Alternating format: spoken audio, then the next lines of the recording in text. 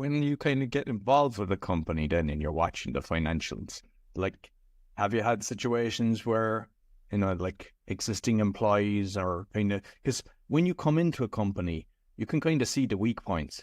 And sometimes it's the employees. They might have been great at the start to get to a certain level and they'll never grow about that. Like, what kind of issues have you seen other than financials in a company that you've kind of come into?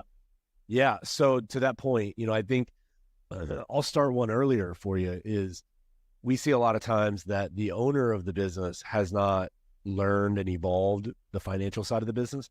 When you're starting a business the first time, it's easy to just live out of your checking account and say like, we either have money or we don't.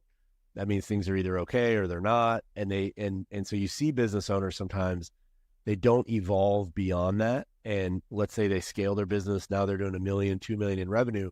That old method doesn't really work. You start to see it fall apart. And a lot of times the owners are too nervous to admit that they don't really know how to do it better. And then of course their team is going to be a reflection of that as well, right? They're probably not going to be hiring sophisticated people. So I definitely see a challenge with employees not being, sophisticated, not really understanding the financial side of business. But if the owner doesn't, and they're not working on it, then we have a real challenge because we've got to address that before anybody in the organization can grow.